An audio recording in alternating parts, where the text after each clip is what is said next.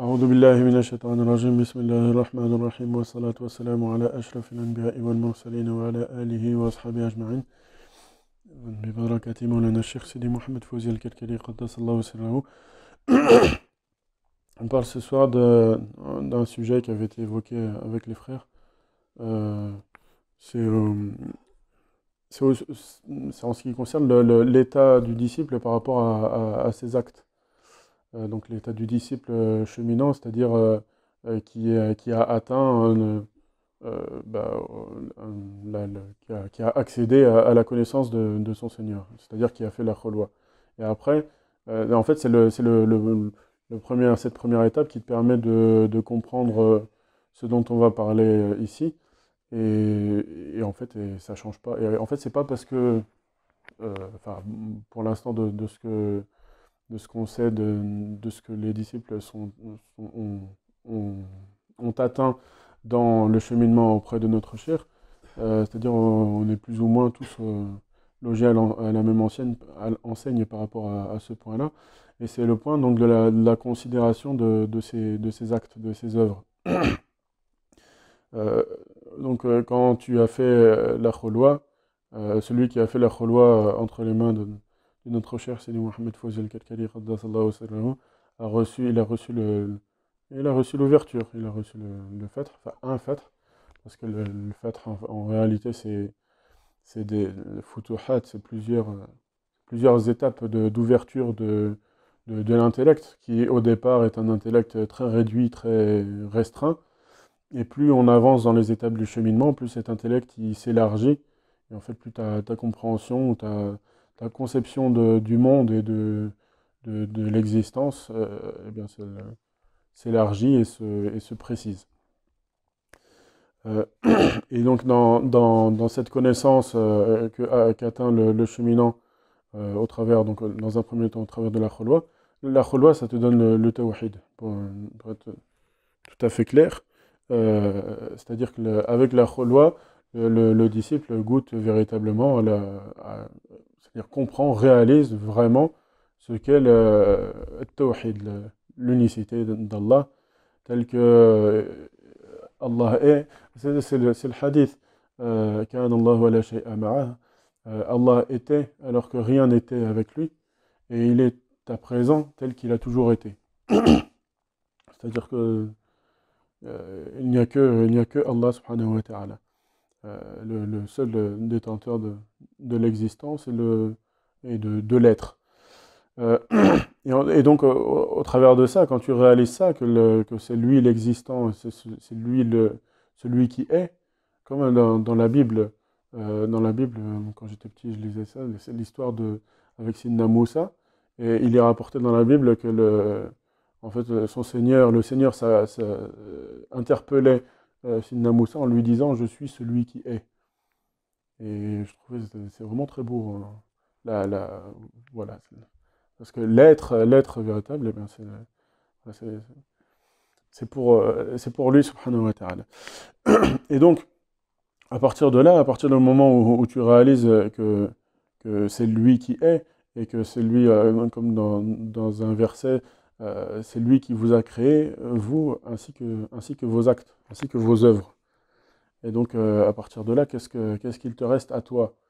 Et tu te rends compte qu'effectivement, il te reste absolument rien. Et donc, quand tu considères d'un côté, donc il y a toujours dans le cheminement la partie rabaisse ta nafs, écrase ta nafs, rabaisse-toi, et humilie-toi, etc. Et puis élève les autres bon, voilà, ça c'est la sagesse, c'est un peu la- le, le garde-fou en fait dans ce cheminement. Et donc, dans ce cadre-là, en fait, le disciple va avoir tendance à considérer donc ses actes, ben, pour se rabaisser, il considère qu'il fait que des mauvaises choses, et qu'il est mauvais, et qu'il est rempli de manquements. Et en fait, plus il avance dans son cheminement, plus il va se rendre compte à quel point il était dans l'illusion avant, et que peut-être il se croyait, il se prenait pour quelqu'un de proche de son Seigneur, ou pour quelqu'un qui aimait Dieu et qui voulait Dieu. Et plus il avance, et plus il se rend compte qu'en réalité, c'est comme s'il s'était menti à lui-même, toute sa vie, et qu'en réalité, bah, il a des traits de perversion, il a des traits de tendance hérétique, et plein de choses ténébreuses. Et au final, il réalise qu'il découvre que lui-même, de sa propre personne, il n'est que ténèbres, et il fait que du mal, enfin, que des choses mauvaises et négatives, et que le peu de choses de bien qu'il peut accomplir, eh bien, ça vient uniquement de la grâce de son Seigneur. Et donc, dans cet état d'esprit-là, euh, les gens vont avoir tendance à... ça pousse en quelque sorte à une sorte de dépression. Et plus ça va et plus les gens sont dans cet état de dire je suis une catastrophe et se répéter toute la journée je suis une catastrophe, je suis une catastrophe, je suis une catastrophe, je ne fais pas ce qu'il faut comme il faut et je suis très loin de ce qui est demandé, etc., etc. Et cetera. Et en fait, dans ça, eh ben, juste dans ça, dans cette parole-là et dans cette considération de ça, eh ben, il y a un éloignement du tawhid. Parce que le tawhid que tu goûtes dans la khulwa, c'est que, effectivement, Allah seul, et donc il y a ni, toi tu as jamais rien fait, tu as jamais, enfin, tes actes sont fana, puisque toi-même tu es fana, évoluant dans un monde qui est fana, et tes actes fana ne sont que ce qui va te mener dans l'au-delà à ce qui est aussi le fana, c'est-à-dire soit le paradis, soit l'enfer. C'est-à-dire que c'est que du fana vers le fana, dans le fana, par le fana, vers le fana, depuis le fana. Voilà, donc finalement, puisque tout ça est illusoire, euh, eh bien, la réalité du tawhid, elle est au-delà de ces actes, au-delà de tes actes d'adoration que tu as bien fait, ou de tes actes de désobéissance dont tu t'es rendu coupable.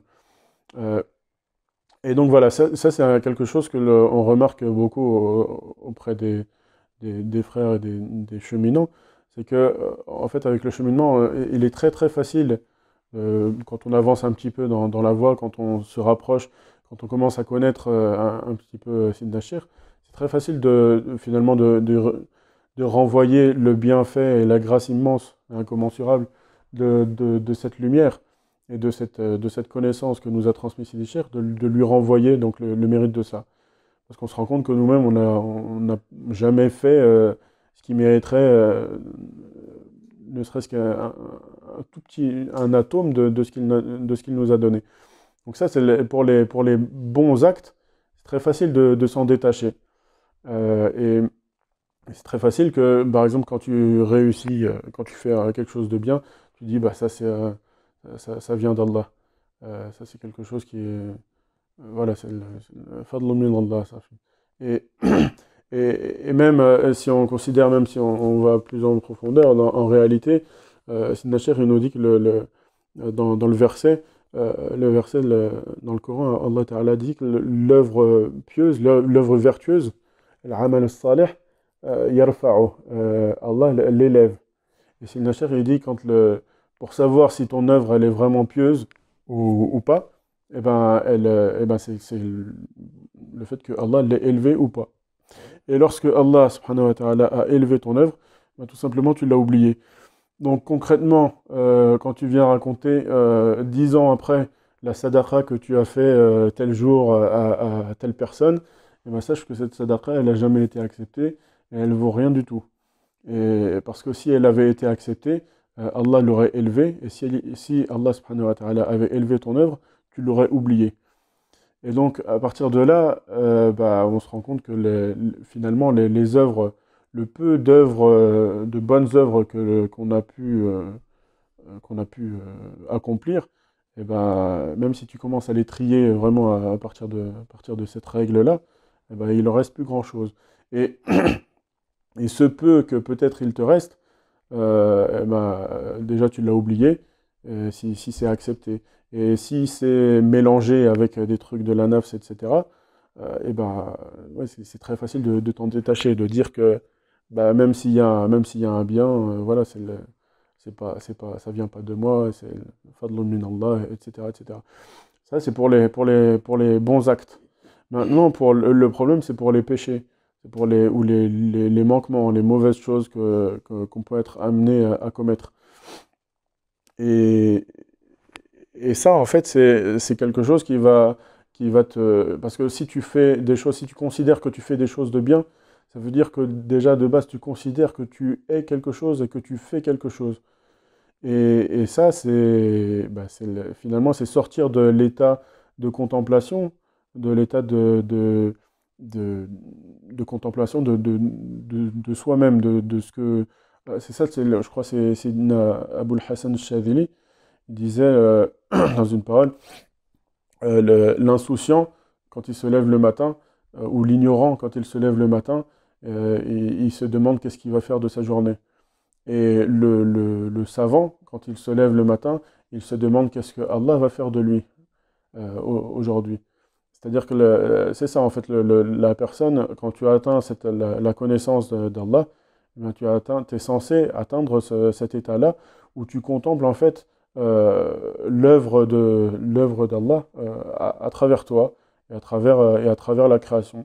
Et donc tu n'es plus détenteur ni d'actes de bien ni de mal, mais juste, ton devoir, c'est de rester dans cet état de présence et dans ce lien. C'est ça le lien, as-sila. C'est ça la véritable prière. As-sala, c'est sila, c'est le lien.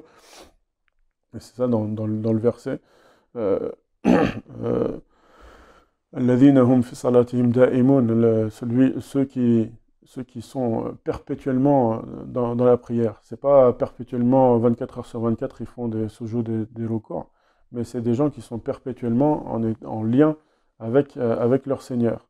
Et être en lien avec son Seigneur, c'est pas non plus forcément faire du dhikr. C'est-à-dire que tu pourras pas l'atteindre autrement qu'en faisant du dhikr 24 heures sur 24, mais c'est même pas ce fait de faire le dhikr par la bouche qui est voulu, c'est un état du cœur qui fait que tu contemples, ou qu'on est censé contempler voilà, l'œuvre du divin à travers nous, à chaque minute et à chaque seconde. Et c'est ça l'état d'éveil. Et à partir du moment où tu es dans cet état d'éveil, eh ben, tu ne fais plus ni acte de bien, donc ça, les actes de bien, khalas, c'est classé, ça, on sait que ça vient pas de nous. Mais tu ne fais pas non plus d'actes de mal. Et déjà, quand tu es dans un état de présence, tu peux pas commettre de péchés, encore moins les grands péchés, des trucs de zina, etc. Et de riba, de namima, de voler, etc. Ça, c'est inconcevable, celui qui est dans un état de présence.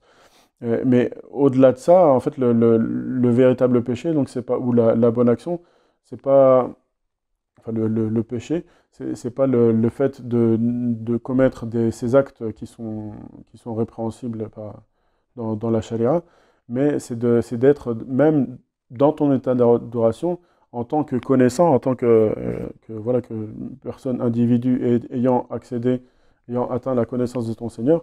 Le péché, c'est pas de faire, comme on a dit, le riba, namima, etc., mais c'est d'être touché par la rafla, par l'insouciance.